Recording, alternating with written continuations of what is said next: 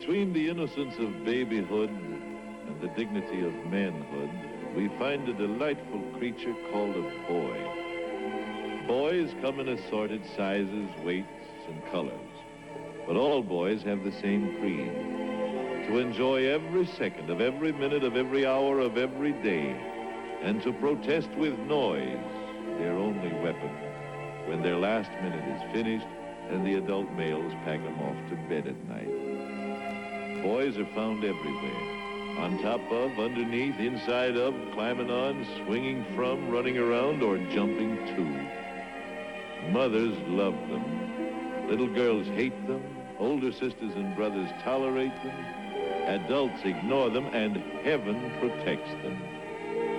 A boy is truth with dirt on its face, wisdom with bubble gum in its hair, and the hope of the future with a frog in its pocket.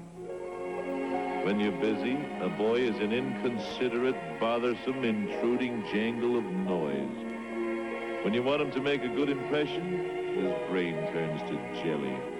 Or else he becomes a savage, sadistic jungle creature bent on destroying the world and himself with it. A boy is a composite. He has the appetite of a horse, the digestion of a sword swallower, the energy of a pocket-sized atomic bomb, and the curiosity of a cat.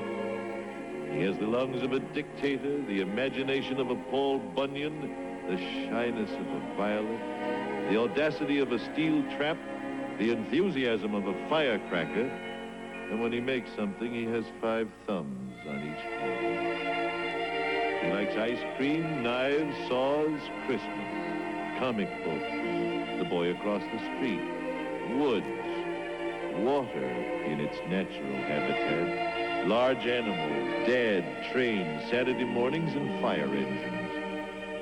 Not much for Sunday school, company, schools, books without pictures, music lessons, neckties, barbers, girls, overcoats, adults, or bedtime. Nobody else is so early to rise or so late to supper. Nobody else gets so much fun out of trees and dogs and breezes. Nobody else can cram into one pocket a rusty knife, a half-eaten apple, 3 feet of string, an empty Bull Durham sack, 2 gumdrops, 6 cents, a slingshot, a chunk of some unknown substance, and a genuine supersonic code ring with a secret compartment.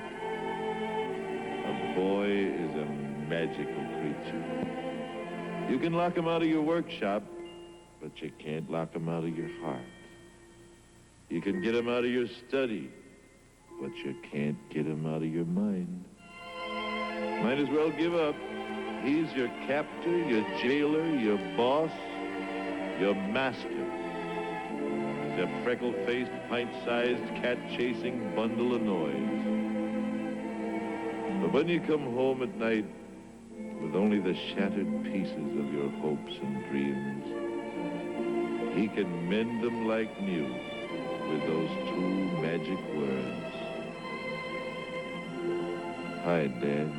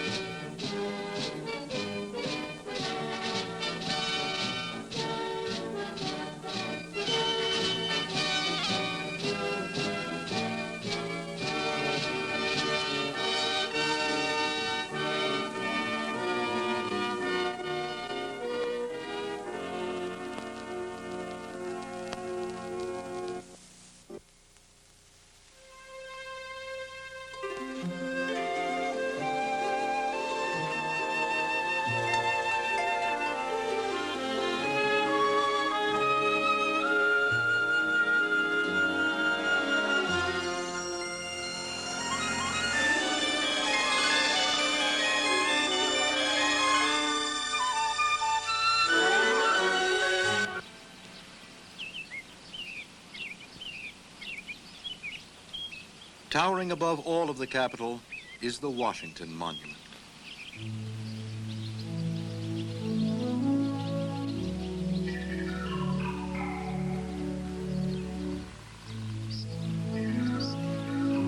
At just over 555 feet tall, it was the world's tallest edifice when it was completed and is still Washington's tallest.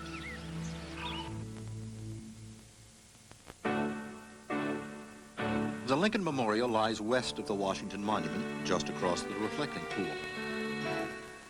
It is perhaps Washington's most revered memorial. Its design and execution widely regarded as a powerful and near-perfect tribute to the legendary Lincoln.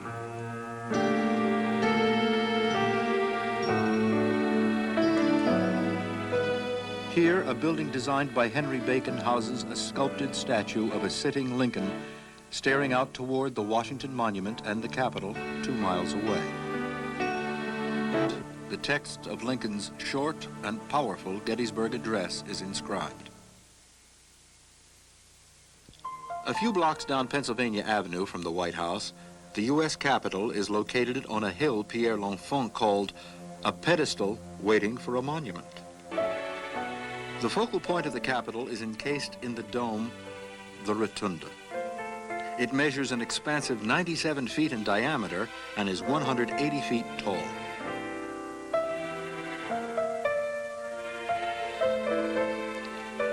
Eight large paintings line the walls of the Rotunda. Just south of the Rotunda is Statuary Hall, which was for many years home of the House of Representatives. In 1864, each state was asked to contribute statues of its 2 most noted citizens. Many of those are now displayed here in the hall, although others are scattered throughout the Capitol.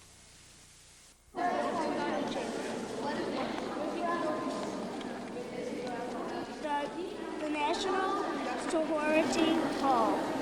In the capital of the United States of America. Boys, no running! No running! We will be kicked out. No running.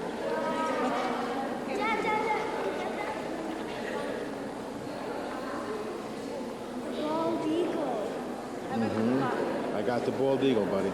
Time is? Get the time.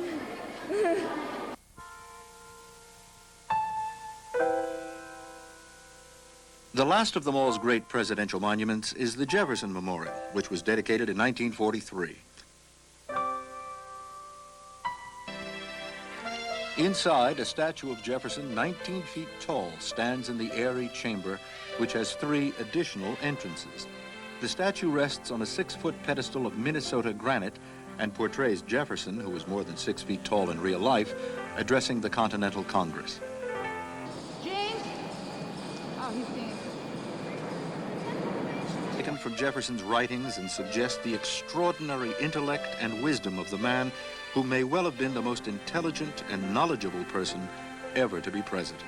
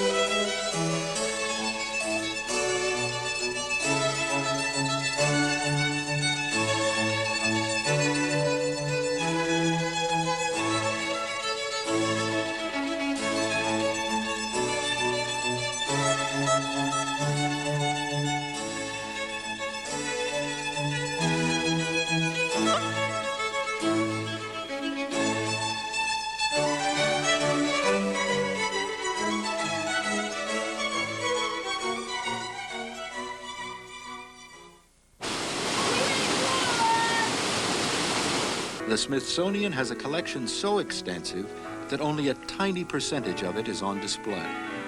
The institution now consists of 14 museums and various research facilities around the world. A number of Smithsonian museums are located on the mall. The American Museum of History has exhibits ranging from the formal gowns of presidential first ladies to Archie Bunker's chair. The National Museum of Natural History houses a vast collection of exhibits reflecting the diversity of the world's wildlife and human cultures. It includes some legendary aircraft, such as the plane flown by the Wright brothers at Kitty Hawk. Nearby is the Spirit of St. Louis, flown by Charles Lindbergh in the first solo flight across the Atlantic. The sometimes blurred distinction between aircraft and spacecraft is represented at Air and Space by the first plane to pass out of the Earth's atmosphere, the X-15. Historical spacecraft in the museum include the Mercury spacecraft Friendship 7, in which John Glenn became the first American to orbit the Earth in 1962. Gemini 4, from which an American first walked in space, and Columbia, the Apollo 11 command module that returned the first men to land on the moon.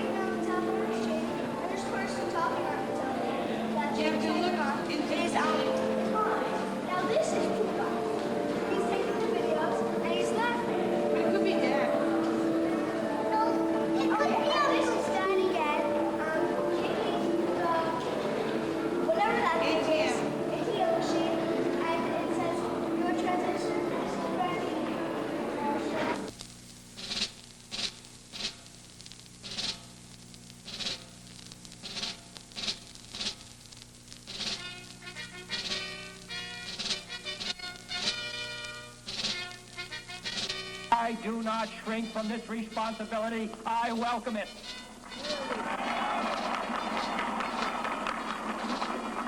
I do not believe that any of us would exchange places with any other people or any other generation. The energy, the faith, the devotion which we bring to this endeavor will light our country and all who serve it. And the glow from that fire can truly light the world. And so, my fellow Americans, ask not what your country can do for you. Ask what you can do for your country.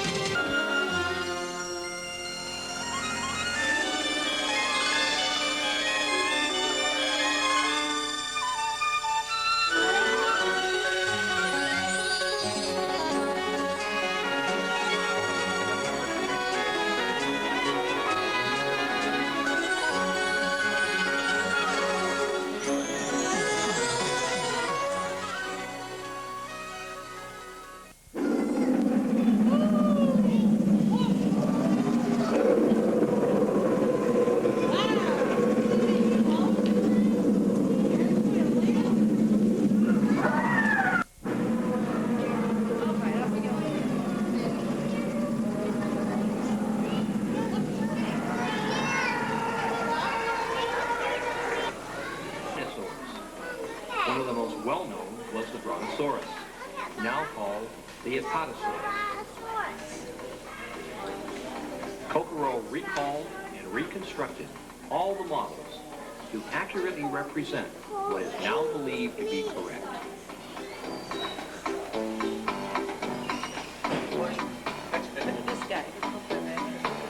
As paleontologists learn more about dinosaurs, Kokoro is there to bring that knowledge to life.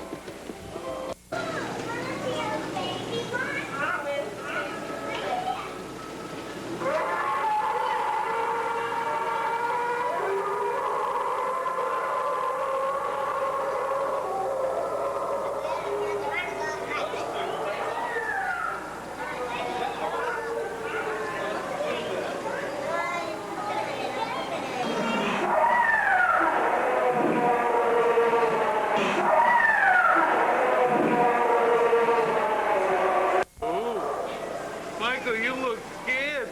Oh my goodness. Look at him. Oh, he's scared, all right. Oh, he's gonna run away. Hey.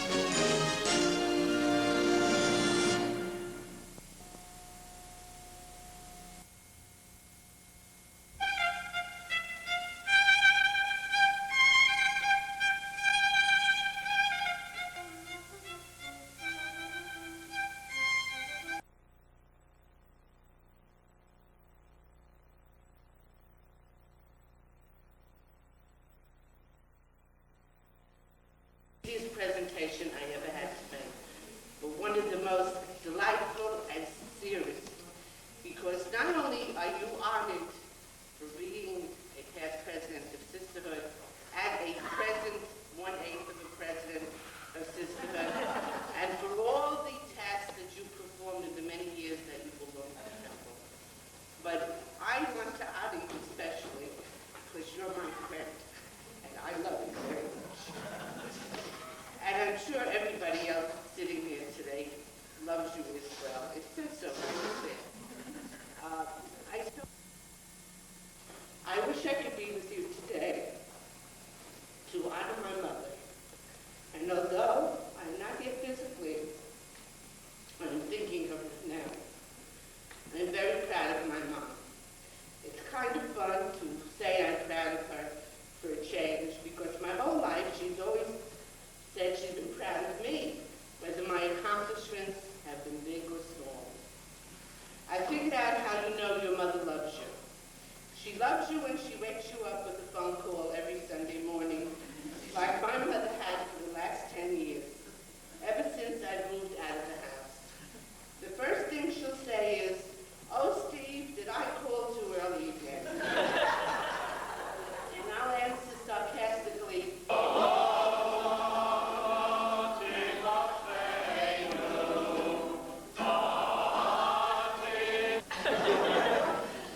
One of her favorite conversation topics is current temple activities. She'll tell me about a wonderful weekend at the Fallsview, or she'll give me a review of the off-Broadway hit Temple Tantrums, or she'll tell me about some charitable event for raising money for the temple. Then I'll hear about which of your children is getting married, or who is having a baby. So you see, I know about all of you. The point I'm trying to make is that my mother loves the temple, and all of you very special people who are temple children. My mother is much like her parents, Moshe and Malka. My grandparents were from Europe, and although they did not have much material things, they had more than $1 million in their hearts. Grandpa Moshe would give a stranger his last nickel, and Malka, well, she is just like you, Mom. When I was little and we lived in Brooklyn, I remember my grandma would go across the street to the Jewish hospital and feed the sick patients in the evenings. As many of you know, my mom is a nurse. Professionally, she took care of patients in hospitals. But outside work, she took care of sick people who couldn't get to the hospital and gave them shots of special medicine. My mom is always there when you need her. She's just that way. If you know my mom, you'll know she's always been there for you, just like she's always been there for me for 29 years. It's so very deserving that you are honoring my mom at this breakfast. Mom, enjoy this day with your friends and our family, and remember, I'm always with you. In 2 weeks, you'll be flying to California, and I'll have you here for a month. And every day will be Marsha Lewis Day. Mom, I love you as much as any son could love the most terrific mother in the world.